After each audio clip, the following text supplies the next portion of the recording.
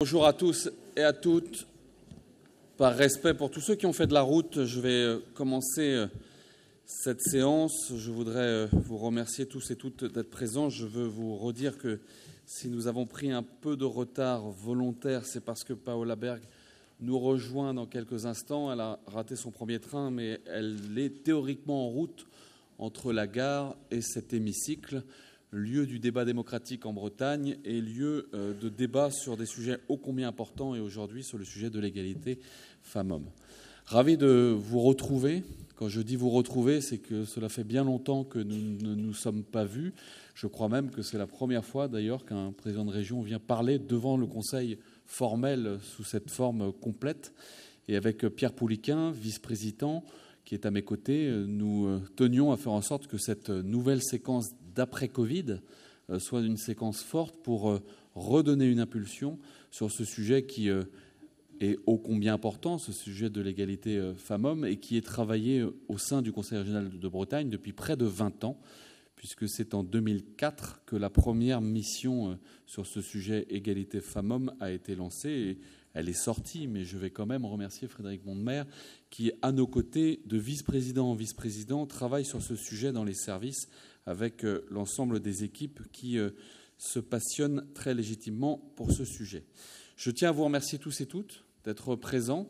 Je sais que pour certains d'entre vous, ça demande de la gymnastique dans les agendas, pour d'autres de la route, mais je pense qu'il est agréable de se voir en physique. Donc merci à chacun pour votre engagement, merci de votre présence. Je salue bien sûr les collègues élus régionaux de beaucoup de bancs ici présents. C'est important qu'ils soient là. Je salue normalement des représentants du Conseil régional des jeunes. Je salue des représentants d'associations de défense et de promotion des droits des femmes, de jeunesse, les représentants de l'État, les proviseurs principaux de lycées, de collèges et leurs équipes qui sont ici présents et ô combien importants dans cette période vis-à-vis de notre jeunesse, les responsables de centres de formation, les représentants du monde universitaire ou de grandes écoles, mais également les élus en charge de l'égalité dans les intercommunalités, dans les communes qui assument leurs responsabilités, et particulièrement les collègues maires, adjoints au maire, ici présents ce matin. En somme, nous sommes tous ensemble, ce qui fait la richesse de ce réseau Égalité Femmes-Hommes, ce réseau qui se rassemble au sein de ce Conseil pour l'égalité entre les femmes et les hommes de Bretagne. Et nous avons l'honneur de nous réunir et de nous retrouver pour la première fois, je le disais, ce qui me semble important pour nous voir, pour bien nous connaître et puis pour engager de nouvelles actions, de nouveaux projets que nous voulons mettre en œuvre au niveau régional comme au niveau local, puisque tout est important dans ce domaine et c'est la dynamique générale qui nous permettra de continuer à avancer. Je le disais tout à l'heure, je tenais à ouvrir personnellement cette séquence car nous avons j'ai la conviction que ce combat pour l'égalité femmes-hommes est un engagement de chaque instant. C'est un engagement personnel, c'est un engagement de ma majorité et j'ai une certaine fierté à dire que c'est un engagement constant depuis de nombreux mandats. De président en président, de vice-président en vice-président, cher Pierre, nous avons pu assumer ce travail avec beaucoup d'acteurs et nous avons traversé des moments de forte progression, des moments de recul, des moments d'inquiétude, des moments de doute, mais à chaque instant, nous avons su trouver des relais, des réseaux pour travailler ensemble. Et nous sommes, je le disais tout à l'heure, en sortie de Covid, avec une période qui montre que ces 2 années de Covid ont accentué les inégalités.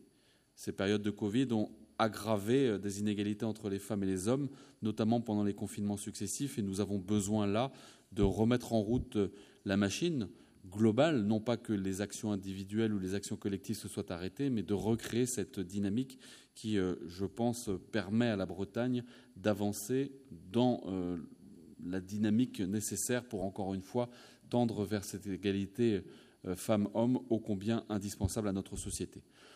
Indispensable à notre société parce que face aux enjeux du monde que nous connaissons aujourd'hui, moi je suis convaincu que la poursuite de l'égalité femmes-hommes, à mon sens, de fait le meilleur accès des femmes aux postes à responsabilité dans tous les domaines, que ce soit dans le domaine politique, économique, social, dans le domaine associatif, dans le domaine syndical, dans le domaine sportif, culturel, permet une meilleure appréhension de la complexité du monde et permet de fait de mieux répondre aux enjeux qui sont face à nous.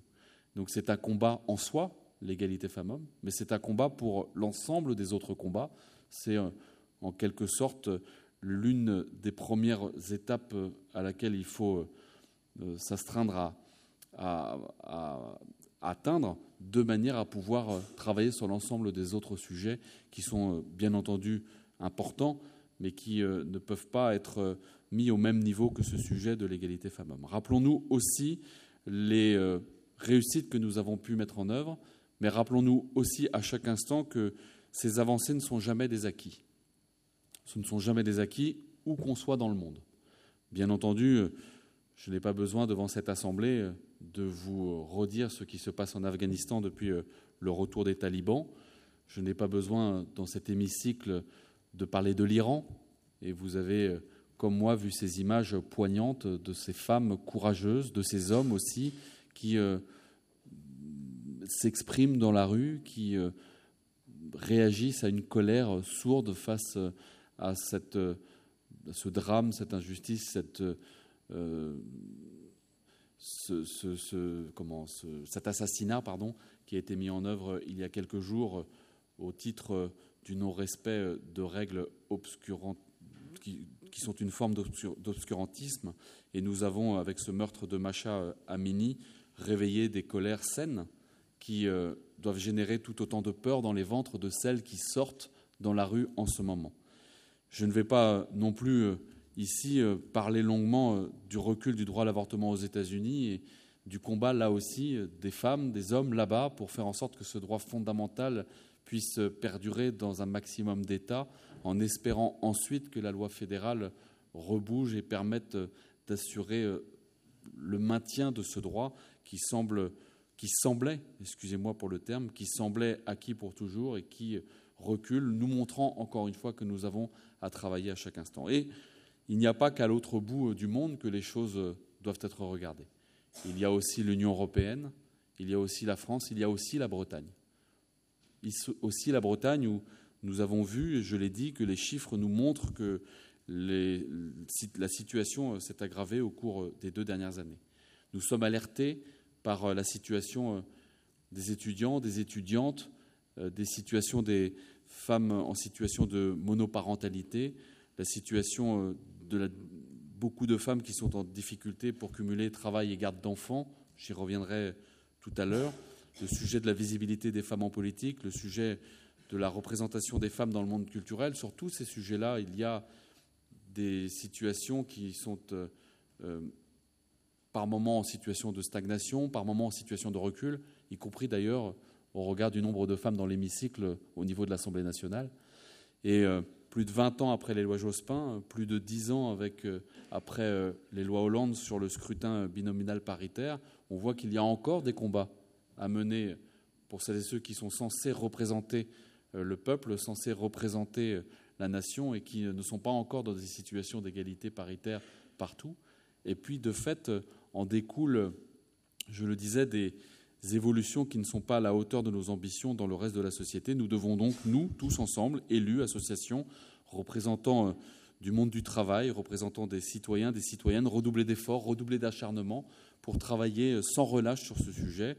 Et je pense sincèrement que c'est la force du collectif qui nous permettra d'avancer. C'est la force du collectif qui nous permettra d'avancer. Et je veux vous redire ici notre posture d'humilité face à ce sujet. Ce n'est pas le Conseil régional de Bretagne qui va imposer une méthode. Ce n'est pas le Conseil régional de Bretagne qui va vous dire comment faire. Ce n'est certainement pas le Conseil régional de Bretagne qui seul assumera cette responsabilité.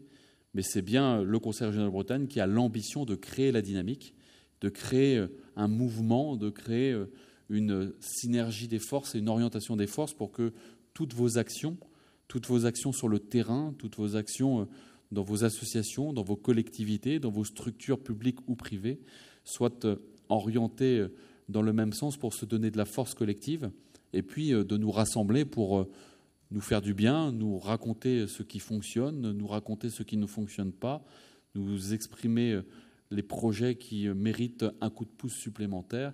C'est bien cela que nous voulons faire. Et je redis que l'ambition de la région est bien de participer à ce combat comme on le fait depuis 18 ans et de faire en sorte qu'encore une fois, l'engagement de la région Bretagne en faveur de l'égalité des droits entre les femmes et les hommes soit exemplaire, mais sans être, encore une fois, donneur de leçons par rapport aux autres acteurs des territoires. C'est une question de justice sociale, c'est une question de liberté, c'est une question de démocratie. Et cette force du collectif, j'y crois, c'est ce qui nous permettra d'avancer et de travailler. La région Bretagne veut vous fédérer, veut organiser cette dynamique.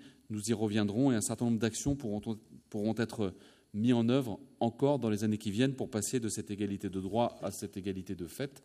Et quand je vois, cher Gaby, le travail du Conseil régional des jeunes, qui nous pousse fortement sur ces sujets, nous pouvons nous dire qu'il y a de la relève, il y a de l'envie et nous devons être à la hauteur des interpellations que les jeunes, d'ailleurs, ont exprimées régulièrement dans cet hémicycle et que les jeunes expriment dans la commission jeunesse-égalité que Gaby préside et auquel, bien entendu, le vice-président est associé, puisque la nouveauté de ce mandat, si vous ne le savez pas, c'est que des jeunes du Conseil régional des jeunes siègent dans la commission jeunesse, égalité femmes-hommes du Conseil régional de Bretagne, ce qui, pour tous les élus de tous les bancs, est une innovation qui nous permet de nous poser de nouvelles questions, de nous déstabiliser parfois, mais souvent aussi de nous permet de nous émerveiller des questions, de la qualité des débats et de l'ambition collective que l'on a pour la Bretagne, pour notre pays et pour la société tout entière. Je suis venu vous dire aussi qu'on a besoin de vous. Nous avons besoin de vous, nous avons besoin d'agir à tous les niveaux. Je remercie, et j'aurai l'occasion de la remercier, Mme Paola Bergs, de venir dans quelques instants. Elle répond à notre invitation. Elle est secrétaire générale du Haut Conseil à l'égalité entre les femmes et les hommes. Et la voilà, vous pouvez l'applaudir.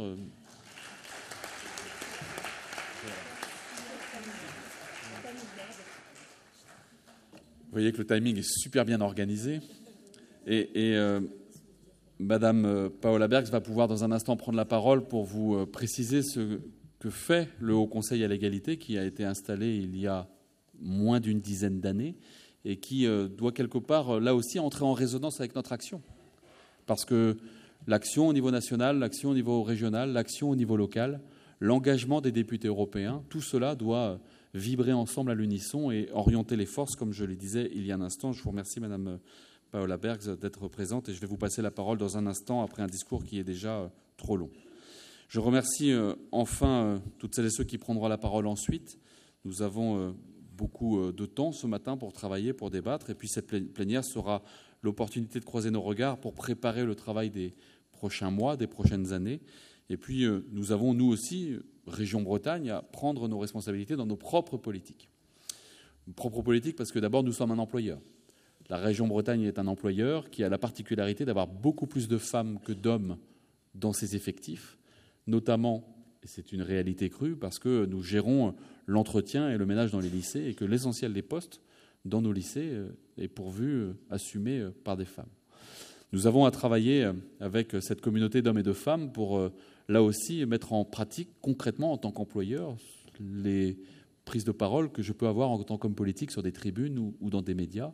Et nous nous y employons avec la directrice générale des services, nous nous y employons avec l'ensemble des cadres de la maison et avec notre comité de direction qui était paritaire, qui a perdu une femme, mais qui va redevenir paritaire dans les quelques mois qui viennent, pour pouvoir avancer sur ces sujets avec, en premier lieu, je le dis devant vous, un travail que nous avons ouvert avec la structure des bougeuses de Bretagne pour travailler à détecter celles qui veulent prendre des responsabilités dans la collectivité et prendre des postes d'encadrante ou prendre des postes de cadre dans la maison. Et ça, en soi, c'est déjà un combat, notamment vis-à-vis de nos personnels d'entretien, où nous avons des talents, on les détecte, les managers savent les détecter, mais on a du mal à leur permettre de passer le pas pour prendre des responsabilités dans cette maison Bretagne. Et nous avons trop souvent recours à des recrutements extérieurs, là où nous pourrions amener des parcours assez remarquables à des agentes qui sont à nos côtés pour assumer des travaux. Je parle de ces postes-là parce que je les connais bien pour passer beaucoup de temps dans les lycées. Nous pourrions parler des ports, nous pourrions parler des canaux, nous pourrions parler de nos services financiers et administratifs. Partout, il y a de belles carrières à dérouler et c'est notre responsabilité d'employeur, c'est ma responsabilité de président et la responsabilité de la directrice générale des services que d'y travailler. Cette action a été lancée et nous aurons l'occasion dans les mois et les années qui viennent d'en voir les résultats. Deuxième sujet sur lequel nous allons travailler, c'est le sujet de la garde d'enfants. Nous avons besoin d'avancer là-dessus. J'ai, dans une vie antérieure, été maire d'une commune, président d'une interco dans laquelle nous avions créé un service petite enfance pour accompagner les entreprises de notre territoire et les femmes et hommes de notre territoire. J'ai vu très vite les opportunités que cela a pu offrir pour les collaborateurs de la collectivité dont j'avais la responsabilité. Nous devons y travailler au niveau du Conseil régional de Bretagne avec une ambition, c'est que ce ne soit pas fait qu'au siège et que ce soit fait dans les endroits où des hommes et des femmes travaillent dans notre collectivité pour que ces hommes et ces femmes puissent trouver des solutions de garde pour faire en sorte de mieux gérer leur temps de travail et leur temps de vie familiale, avec, je le sais, un impact plus fort pour les mamans que pour les papas, au regard de la manière dont la société est organisée encore aujourd'hui. Et puis nous aurons à travailler, à continuer à progresser avec les élus.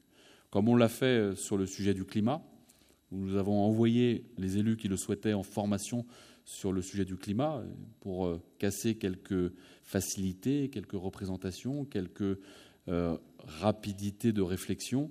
Nous allons le faire sur le sujet de l'égalité femmes-hommes pour tous les élus de l'hémicycle, les 83 élus de l'hémicycle qui auront accès à des formations pour bénéficier de mise à jour en matière de droit et d'égalité, parce que ce sujet du droit et de l'égalité, c'est un sujet sur lequel il faut retravailler régulièrement. Et vous le savez, je le dis très humblement devant vous, les élus, une fois qu'ils rentrent dans un mandat ô combien passionnant, de temps à autre, ont tendance à penser qu'ils savent. Et nous avons tous besoin de nous former, y compris le président que je suis, sur ces sujets comme sur les autres, car le monde bouge, le monde change, et la formation pour nos agents, pour l'ensemble de la population et pour les élus, est nécessaire tout au long de la vie. Donc nous allons mettre cela en place. Nous avons aussi des actions dans nos politiques publiques vis-à-vis de nos partenaires, vis-à-vis de celles et ceux que nous accompagnons. Je pense bien entendu au monde économique. Un certain nombre d'actions a été conduit au cours du dernier mandat, sous la responsabilité de la vice-présidente à l'économie, Laurence Fortin, pour accompagner notamment l'entrepreneuriat féminin, pour faire en sorte que nos politiques d'accompagnement au monde économique intègrent cet enjeu de l'égalité femmes-hommes et de la place des femmes dans les entreprises, pour travailler à l'égalité professionnelle dans les offres de formation financées par la région. Mais bien entendu, l'ambition qui est la nôtre est de ne pas nous arrêter au monde économique. Nous devons travailler sur l'ensemble des champs de la société et nous menons un travail sur le sport, nous menons un travail sur la culture, nous menons un travail sur la jeunesse. Et dans tous ces domaines, nous avons un certain nombre d'actions qui ont pu être conduites et qui vont nous permettre d'avancer sur une démarche d'éco-socio-conditionnalité qui ne se résumera pas au monde économique. Ce serait trop facile, même si c'est déjà nécessaire et si c'est un sujet qui occupe beaucoup les élus, mais qui doit intégrer finalement des éco-socio-conditionnalités dans l'ensemble de nos politiques, depuis la commande publique jusqu'à la distribution d'aides dans le milieu culturel. Et en disant cela, on voit ô combien le sujet est complexe. Cette mission, elle est assumée par chacun des vice-présidents sous la houlette de Pierre Pouliquen, que je remercie encore une fois pour son action et son engagement, avec un comité politique qui permet de manière transversale de travailler avec chacun des élus pour faire en sorte qu'il n'y ait pas un seul élu responsable, mais que tous les collègues ici présents le soient et que chacun ait conscience qu'encore une fois, c'est une action que nous devons mener à tous les niveaux. Voilà la présentation rapide de ce que nous faisons en interne. C'est la moindre des choses que de l'exprimer devant vous pour qu'on puisse conscientiser l'action qui est en cours et les progrès que nous avons encore à faire. Nous avons aussi, encore une fois, à travailler avec chacun d'entre vous, à écouter vos démarches, à écouter les actions que vous avez pu mettre en œuvre et à voir comment, ensemble, au service des Bretonnes et des Bretons, au service de cette ambition que nous avons collectivement pour l'égalité entre les femmes et les hommes, nous pouvons construire de nouvelles actions, de nouvelles politiques qui, je le redis, dans le quartier comme à l'échelle régionale, dans la plus petite commune de Bretagne comme dans la plus grande métropole, peuvent être conduits à tous les niveaux, par tous les acteurs. Et c'est cela qu'il faut encourager. C'est un combat collectif dont nous sommes tous co-responsables. Et en le faisant comme cela, je suis sûr que nous avons encore beaucoup de barrières qui tomberont et beaucoup d'actions qui seront mises en œuvre au service de notre société, une société plus égalitaire et de fait une société plus heureuse, plus inclusive et capable de répondre aux défis de notre temps. Voilà l'ambition qui est la nôtre. Je suis vraiment honoré d'être parmi vous pour le début de vos travaux. Je veux resaluer encore une fois toutes celles et ceux qui ont fait la route. Et Madame Paula Bergs, après avoir dit tout cela, je vais vous passer la parole pour que vous puissiez partager avec nous vos travaux, les travaux au sein du Haut Conseil pour l'égalité, y compris vos recommandations, vos remarques, pour qu'on puisse travailler encore mieux demain, puisqu'après avoir dit que nous devions nous former tout au long de la vie, finalement, vous écouter nous permettra aussi de continuer à progresser dans nos propres réflexions. Merci d'avoir fait la route. Bienvenue en Bretagne, bienvenue au Conseil régional, et je vous passe la parole. Merci à tous.